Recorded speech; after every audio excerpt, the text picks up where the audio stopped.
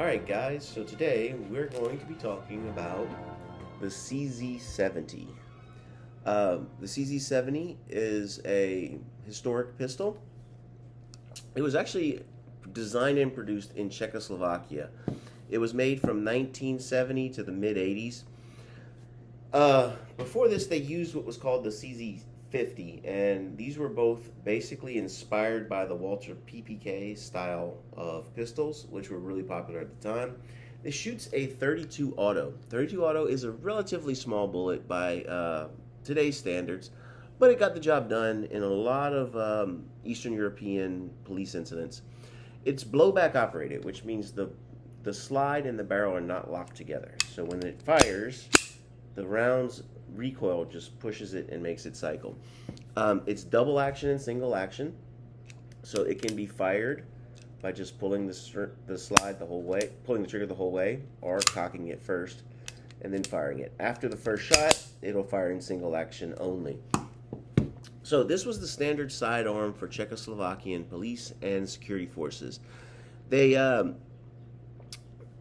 These were smaller guns, so these would have been issued to their officers and people who were a little higher rank. Kind of the equivalent of what we called the Chief Special revolvers that we used to have here in America, where your higher ranking officers that weren't going to be on the front lines but still carried a pistol to protect themselves would carry something relatively small. Now, this was an Eastern European design. It is designed to be simple but effective. So blowback operated, very few moving parts by comparison. Still safe though. It has firing pin blocks and modern conveniences. These were imported a lot though into the United States. People wanted these relatively small pistols that would kind of fit in their pocket, and it's a little big for a pocket pistol, but it still works. These were really affordable. This is the first pistol I ever bought, and when I bought it, I only paid $140 for it. It's actually worth about twice that now. Their value has gone up since they quit importing them and quit making them. These were very popular in the 1990s through the early 2000s in the surplus market, and there's still a lot available today. So shooting the gun, the big advantage of a 32 auto, it has very little recoil. So it's very easy to shoot. It's very fun to shoot. If you want to, it's a very solid choice. If you just want a gun for a historical plinker, a gun to shoot for fun, maybe a glove box gun, something that's not too expensive that you want to keep in your car, elements and rust and preventing it, might be stolen in a car. So you don't want something like super high dollar in there, but you kind of want something maybe to protect yourself. A little bit of evaluation on it. The trigger is not the best. Trigger is kind of hard and a little gritty. Not a real smooth trigger like you'd have on a modern gun. I don't find it's that bad, but that does inhibit it from shooting the best. I think the worst part is the sights are very small. They are very difficult to line up quickly. So by modern standards, it could definitely do with better trigger, better sights. They don't make any aftermarket stuff you could really put on it. The other downside of this gun is it's kind of finicky on ammo. This was designed to use full metal jackets, which feed reliably. I can put full metal jackets in here and shoot it all day, and it won't really give me any problems. However, when you start trying to use hollow points and other styles of ammo, it does tend to jam a little more than what you would want for a self-defense gun. So you have to find, if you are going to get a CZ70 and use it for anything practical, then you would want to find some ammo that works well for you. So we're going to do some other stuff. We're going to talk about the 32 auto ammo. We're going to talk about a few other things. We're actually going to shoot the gun too. All right, a little bit about the ammo that the CZ70 shoots. It shoots 32 ACP, which in Europe is known as 7.65 millimeter Browning. It was invented by John Browning in 1899. It was actually a very historically important round because it was one of the first commercially successful automatic pistol cartridges. So all of our modern pistols really are kind of like children and grandchildren or great-great-grandchildren of the 32 Auto. It was the first one that was really widely produced that worked well. Wasn't super popular in America except for kind of like pocket pistols, but in Europe it became very popular for military officers, for police, and civilians for self-defense. The Walter PPK is probably the most iconic, famous pistol because of James Bond that used the 32 Auto originally. The Browning 1910 is another popular one, and of course our CZ70 or all 32 Autos. The CZ70 is probably the most common in the United States just because they're kind of cheap. They also had the Beretta 1934, which Italy used as a military weapon. They have the Beretta Cheetah, which was used in The Matrix, the movie, by Trinity when she shot the agent. That was actually just a little 32 Auto pistol that was used in that scene in the movie. So it was favored by a lot of police forces, intelligent agents, small, easily concealed, accurate, easy to use round. Became real popular for concealed carry, backup pistols. You know, people had a bigger main pistol, but having something like a secondary pistol that was hidden was useful. And in Europe, it actually became used for certain assassination weapons because it was small, easy to conceal, very accurate. Typical bullet weights are between 60 and 73 grains. So we have a little line of bullets here to compare it. So starting with the biggest, this is 45 Auto. This second one is 9mm. And then slightly smaller than 9mm, we have the 380. And then next in line, this is our 32 Auto. So it's quite a bit bigger than this 22 long rifle, significantly smaller than the 380. So it's a pretty small bullet, which is its advantage and its disadvantage. It's not very powerful, but it doesn't kick very much and allows for simple operation like the blowback operation of the CZ70. Fewer moving parts, fewer things can go wrong. It is often considered underpowered for self-defense, but at close range it can do the job. It was an excellent choice earlier though, because higher pressure rounds, and people were generally smaller, didn't take as much power and penetration to get the bullet to do the job. It's still used by historical collectible handguns like myself. Some people use it as a lightweight kind of concealed carry option. Some people use it as a low recoil practice gun and things like that. So they're an interesting gun with an interesting ammo. First, I want to just talk about the actual power of this gun. So it doesn't have a lot of power. So just to show its power, I'm going to shoot these two jugs, and I'm going to be shooting them with Hornady XTP. So this is a kind of a moderate quality hollow point. And I've dyed these two jugs blue and green just for effect. And I'm going to shoot both of them at approximately 7 yards, just so you can see what potential damage this round could do. Oh, and we have a jam.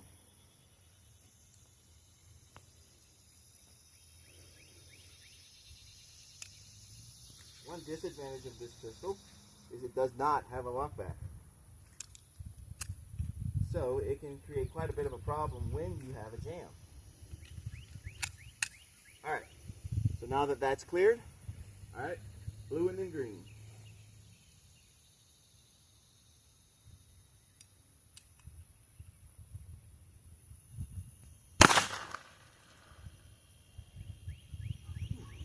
Another jam. Okay. So remember, this is actually a very low-powered cartridge, yet with the XTP rounds, I like to use water just to kind of give a visual aid for what's called energy transfer. When you shoot a target with a bullet, as the bullet passes through, it kind of transfers its energy into the fluids, and we can kind of see this when shooting gallon jugs.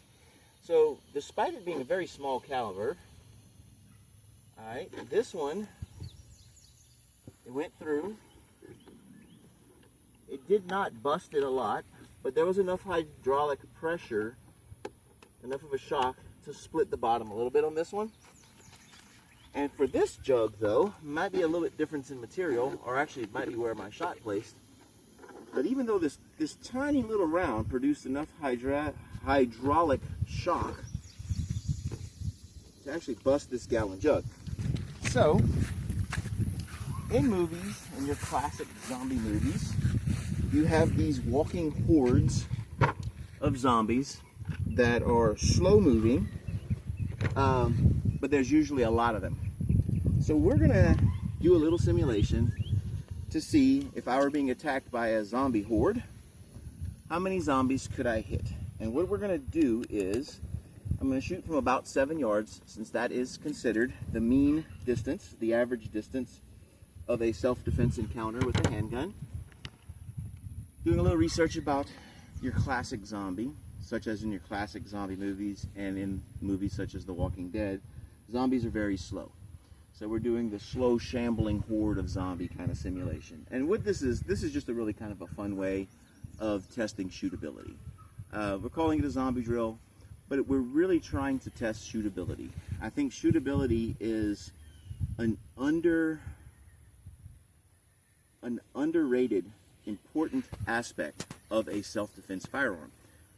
And so just a little quick explanation. Shootability is the ability to shoot the firearm both fast and accurate, to put a lot of rounds where you need them. And so that's what we're going to do. We're going to test shootability by shooting at our simulated zombies. So our simulated zombies are simply cake plates that have been decorated to look like little creepy cartoon zombies. And they're about the size of a head. So a zombie, if you've ever watched a zombie movie, zombies have to be shot in the head to stop them. So a headshot is considered a precise shot with a pistol. And so a headshot would be considered a pretty precise shot with a .32 for self-defense. So since they walk very slow, we're giving about 2 seconds and some change per yard. So at 7 yards, that equates to about 14 seconds and some change. So we're going to do 15 seconds. So when my daughter says zombies, I am going to start shooting as fast as I can until she shouts ceasefire. But before I do that, let me put my hearing protection on. All right, whenever you're ready. Zombies!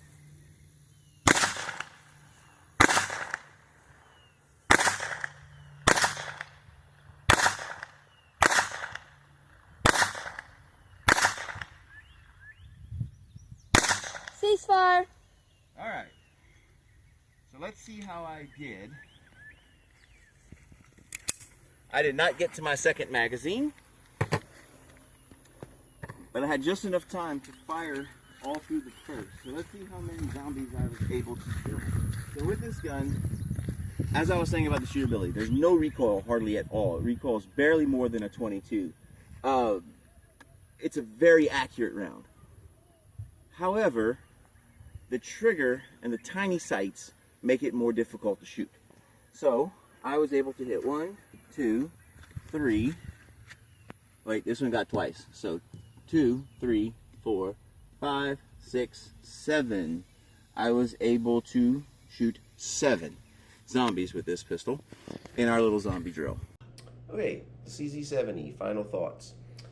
This could be a fun kind of budget addition to a collection. People who like historic guns or just like to shoot for fun. It did not shoot reliably with the XTP rounds, which is sad because generally with your very small caliber defensive pistols, XTPs kind of work well. But this was not designed for hollow points. It was designed actually for kind of a slightly hotter 73 grain full metal jacket, which is a little more hot than your typical American pressures. But when I did fire with the XTP, we had a surprising amount of hydrostatic shock for such a small caliber in the water test. The low recoil makes it so fun to shoot. But the ammo is not cheap. It's above average. It's not like super pricey, but 9mm, 380, 22, all way cheaper. Well, significantly cheaper. than the 32 auto. So the cost of ammo and the availability of ammo kind of offsets that little low recoil, really fun to shoot. It's a pretty accurate pistol, but the trigger does take some getting used to since it is a bit heavier than modern triggers are. This was kind of designed as kind of a safety feature so you wouldn't accidentally pull it. So that makes it a little less shootable. Even though it has a low recoil, the heavier trigger makes it a little less shootable than you would get from a 32 this size with a good trigger. The sights are small. One of the worst features of the pistol, but they're accurate. So you can't really acquire them quickly when you're trying to aim. But once you do acquire the sights and you do get a good trigger squeeze, it's usually on target. What would this gun be good for? Maybe someone who is sensitive to recoil or on a budget. So they're relatively inexpensive and they don't kick much. So a budget everyday carry pistol, glove box pistol, somebody who's sensitive to recoil but wants something a little hotter, more reliable than a 22 long rifle, this might be a good gun. Now, I actually did carry this for a little while because of its accuracy. In my neighborhood, we had some stray dogs that were kind of a problem, and they would sometimes bite people. So this is an accurate gun. Stray dog, kind of a small moving target. So it could actually be used in defense against medium-sized dangerous animals. Coyotes, feral dogs, things that are a problem. So actually, before I got my P365, I carried this in my neighborhood because I was more likely to have to use a pistol to protect myself against a feral dog than I would have had to use it to protect myself against a human. Now, the most important thing, though, would it be effective against zombies? Well, moderately. We did okay when we did the zombie test. We could have done better, but also could have done much worse. All right, so this is the CZ70. Final thoughts. Y'all, hope you enjoyed the video.